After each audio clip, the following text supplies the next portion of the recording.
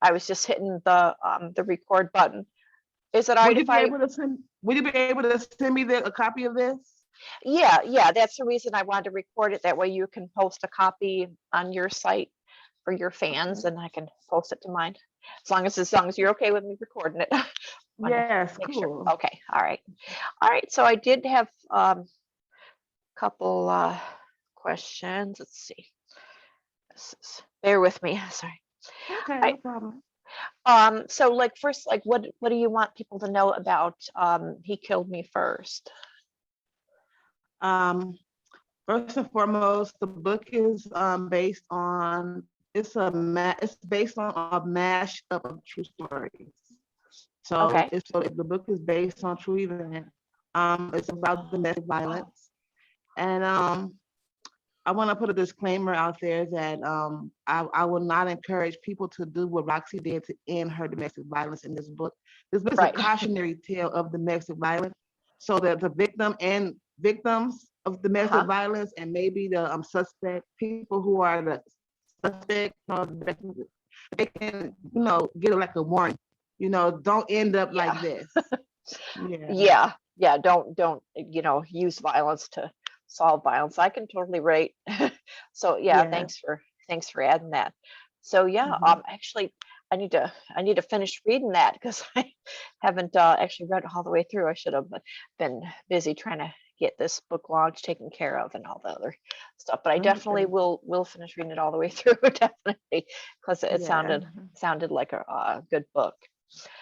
And now what would you say, like everybody like has like writing quirks and things that they do you want to share like what your most interesting writing ritual or quirk do you have any? Or a writing ritual, I keep my biggest ritual is that I keep a journal close by me at all times, and I have ideas that pop in my head like crazy. So whenever I have an idea, I write it down. An idea for a book, or an idea to add to a book or take away. So that's my writing quirk. I keep a journal in arm's distance at all times. That's a great idea. Actually, that's how I got started writing. I remember I think I was like 12 years old in 8th grade. I had my high school or junior high school guidance counselor. I visited with her a couple times, and she said, you should start writing a journal. So I started writing a journal. I think she meant like write down like a diary. Then I started writing stories. I started creating stories. So that's like where that's where like my writing started, like 12 years old, when what was supposed to be a diary. You're right. It's actually refreshing. What's that? I said it's actually refreshing to be able to write down your thoughts when they come to you and then go back and read them later. Yeah. I wish I could remember that guidance counselor's name, because it's like, I could really credit her with, getting me started writing, but it's like I've forgotten her name, but the experience I didn't forget. So that was kind of cool. So like what was the first book that you wrote? He Killed Me First was the first actual book that I wrote. First book. Okay. Yeah, this is my first actual book. So I've written 2 other books and published them, but I took them down because I understand that I published prematurely, and even with He Killed Me First, I published it prematurely. And I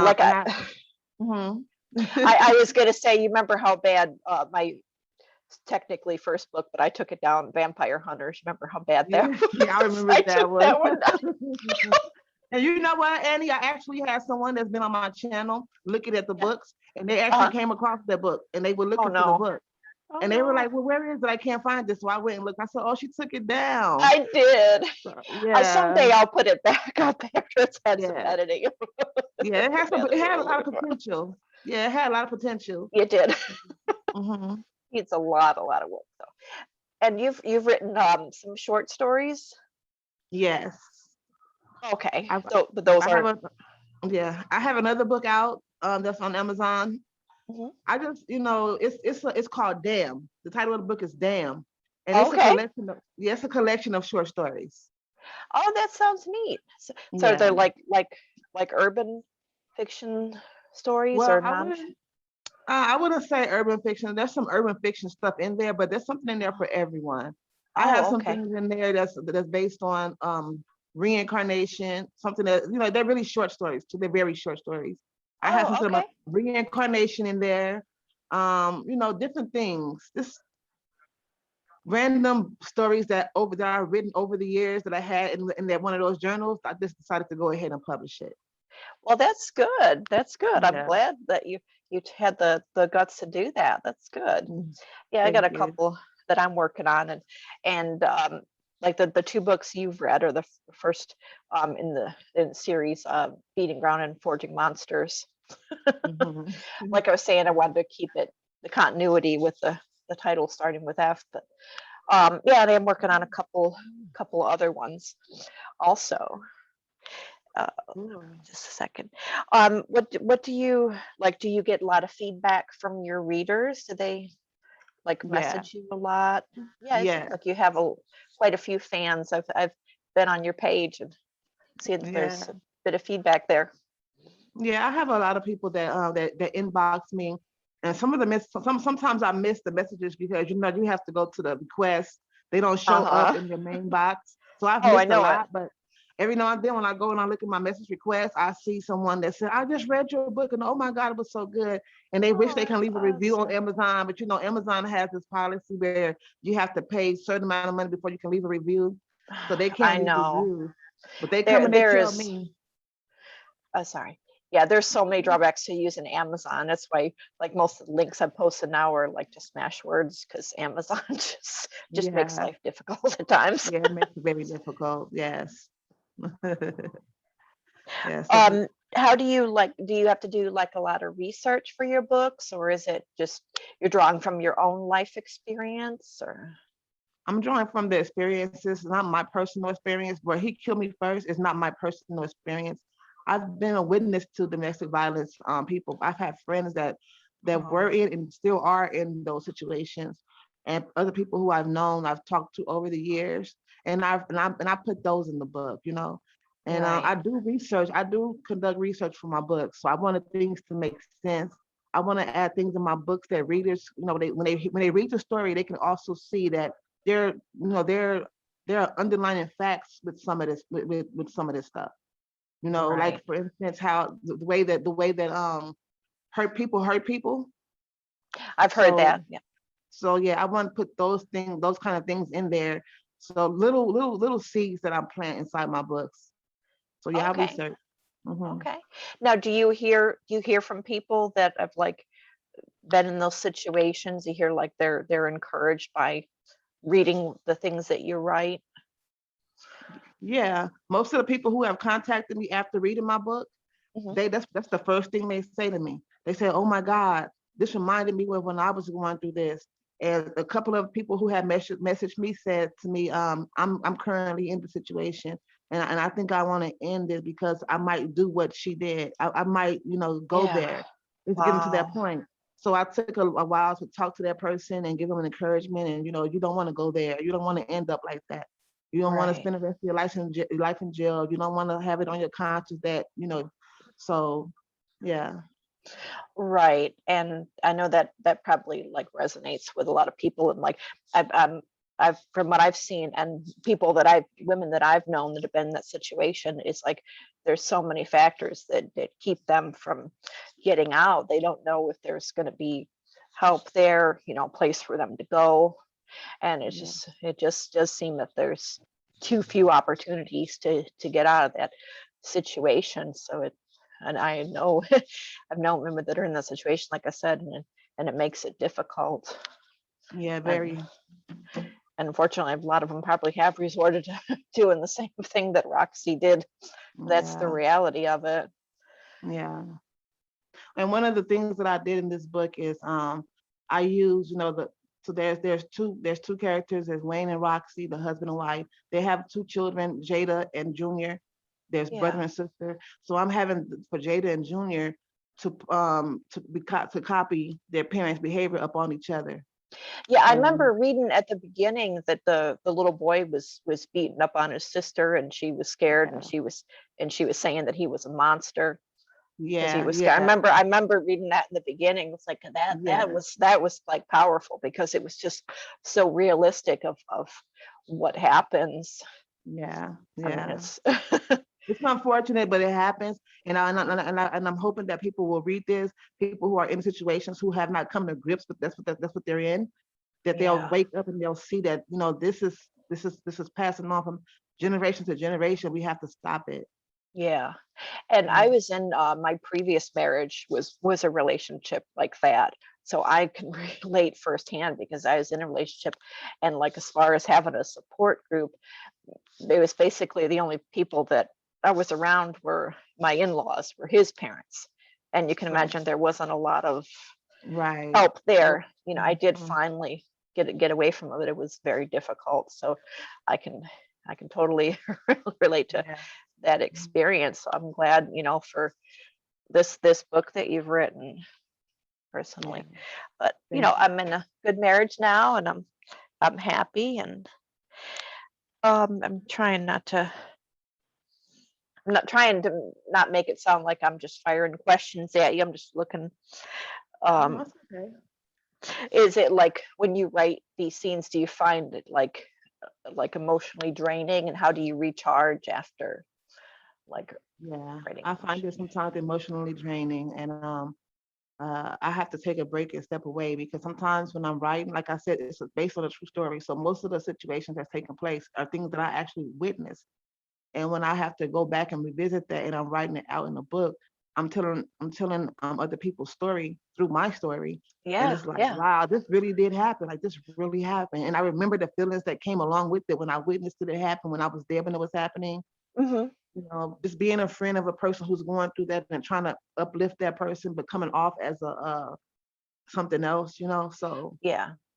yeah, And when I was going through the process of writing Forging Monsters, there's a couple scenes where my main character Z kind of kind of takes out a few predators and criminals, and I kind of wrote when I was sharing when it was in the process, I kind of wrote that it'd be nice to if women could really do that, but this was part of a blog post I wrote, but it was like, the idea is not to, she's not real, she's a character, so you don't want to try to get in a fist fight with your abuser because that just doesn't work. yeah, but yeah, but it was in part kind of motivated by um, seeing, women becoming victims. And so that kind of went in a bit to Ziva's creation. It's like, wouldn't there be nice if there was like this superwoman that could. So a little bit of that went in to yeah, her character. yeah. So how long have you been writing? I've actually been writing since I was about 15 years old. Okay. Um, and my writing has always been a coping mechanism for me. It's always been a way to escape what's going on in my life. And Yeah. now that I'm older, it's more as I'm writing more for an enjoyment. I mean, it is therapeutic to write, but I'm Oh, sure writing more for is. the enjoyment of it all. Yeah, for the purpose of behind the writing. But yes, it's about 15 years old. Oh, okay. So how do you said you drink coffee? How do you like do cream and sugar, or Yes, and I you have do? to have a lot of creamer. I have to have a lot of creamer in my coffee, Me too. and I don't use sugar anymore. I stopped the sugar. I put 100% maple syrup in there. It's Oh, a little okay. healthier. Yeah, it's a little healthier. Yeah, I cut out like the white sugar, the refined sugar, my Yeah, husband and I. So we were doing like brown sugar for a while, and we've like stopped that too because we're trying to like be healthier. right. Yeah, it's always good. Yeah. So what's your Mhm. favorite flavor of creamer? I would have to say, but they have this peppermint Oh yeah. flavored creamer, but it's hard to find. Oh That's yeah. one of my favorites. If I Oh, can get okay. one all the time, I have them all the time. But other than that, I like the caramel flavor. That's good. Yeah, those peppermint ones, those are seasonal. They are hard to find. I like that peppermint flavor Yeah. too. We just got one of them. I know I'm jumping around topics here. Oh One no, minute it's I'm talking about fine. books, It's now I'm talking fine. about coffee. It's fine. This is how you host a meeting. Yeah. You make those personal connections. You're doing great. I like it. Now, do you have any of your fans that are emerging writers? Well, after people have told me after they read my book that they wanted to write their story. And I Oh, also had a cool. couple other people who follow me on Facebook. And every now and then I'll post and I'll share an update. And somebody will come in my inbox and say, I've been wanting to write a book for so long. Wow. Can I reach out to you when I'm ready? And I'm like, yeah, sure. Reach out to me when you're ready. Oh, how's that make you Mhm. feel? Makes me feel really good. Pretty It good. makes me feel good. Yes, yes, Awesome, awesome. So you're kind of like a mentor. That's to people. That's great. yeah. So Awesome. what advice would you give one of these new writers who's just starting out? Take it easy. You know, step by. It's all about taking baby steps. Don't rush into it. You pace yourself. You don't have to write a book in one day. You can write a sentence a day to start. And Mhm. then piece it all together. I would definitely tell people to use a book outline. I didn't use a book outline for my first book or the other books I have in progress, but now I'm going back to edit with my book outline because you want to Uh-huh. know where you're going from one place. It's okay to freehand, but when it Yeah. comes to editing, book outlines really help. Oh, they So definitely do. yes, Keep you on track and from. keeps you on track and keeps your ideas organized. Okay. What do you think is the most important elements of good writing? Like, do you like focus like on plot first or characters or something else? Um, I would say a good plot. Hmm. A good plot is always an important element. You have to know what you're talking about. To write a book, just be all over the place with it. And Yeah. it's not, you will lose your readers really fast. So you have to know Yes. what this book is going to be about before you start writing and what's going to be the rising point and the Uh-huh. falling point of the book. And I always on my channel when I review my books, I love to talk about books. I love books that tickle my senses. I think that's Yes. very important to add inside of a book because Yeah. it helps the readers to connect with the characters and the story on a humanistic level. So yeah, the plot is important, and I think that it's an always utilize the sense. You don't have to put them in there in one concentrated area, but throughout the book. Right. Right. All right. That's a good answer. Thank you. Thank you. Mhm. Um, and what do you think is like for you, what's the most difficult part of writing? Um, I would have to say the most difficult part of writing is the editing. The editing, because Uh-huh. you have to get it together. You have to make it make sense. Sometimes when I write a book, or just when anybody writes a book, I'm pretty sure, you have a contradiction of between one chapter and the next. Like in the last chapter, you said that he was an officer. In this chapter, you're saying that he was, this. Or So something it's else. Yeah. to keep to connect to keep it flowing smoothly and make everything make sense. And editing, that's the hardest part. Yes, I agree. Yeah. Yeah, but definitely the most important. And like um when you're doing like book reviews, like what kind of books do you like to read and do reviews on?